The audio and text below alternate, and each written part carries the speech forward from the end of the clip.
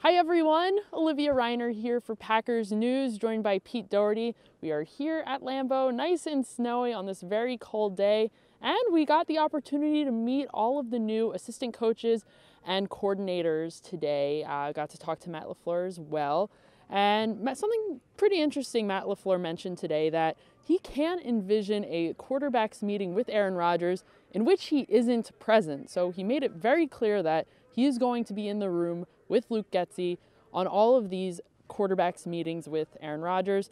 What do you make of that? Is that a good thing? Is that an interesting thing? It's very interesting. I would guess that Nathaniel Hackett will be at a lot, or maybe all of those meetings too. I mean, it tells you that LaFleur is going to be really hands-on in getting his offense implemented, running it exactly the way he wants to run it. I was talking, one of the assistants talked about how detail-oriented he is. That's one of the things that jumped out to him.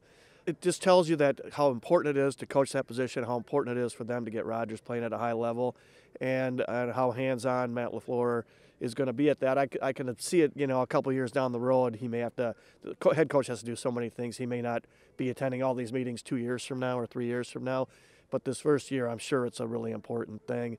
And, we got to meet Nathaniel Hackett for the first time, and what a contrast in personalities between him and Matt LaFleur. Oh my goodness, yes, something very different, and it was something that we had sort of heard rumblings about. We haven't met Nathaniel Hackett yet. We've obviously already met Matt LaFleur once before, but it was very interesting just to see this contrast. We saw Matt LaFleur spoke first, then Nathaniel Hackett, and Matt LaFleur's just got this sort of subdued personality, not the most engaging speaker, a little bit nervous, you could tell in the beginning. And Nathaniel Hackett just has all of this energy, this personality.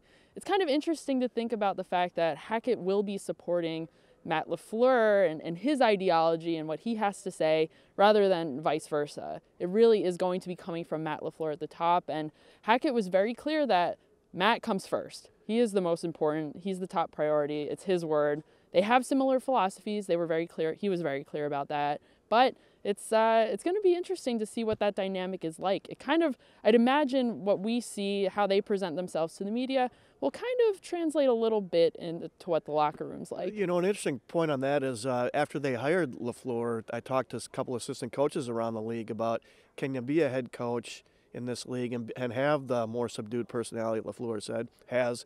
And to a man, all three of them said, yes, you can. But they made the point, especially one of them really harped on the point where you need a staff to round that out. And so that's probably one of the reasons to hire a guy like Hackett is he'll bring some of that juice. Mike Pettin on defense will do some of that too. So you need to balance that out with the personalities of your coaching staff. Mm-hmm.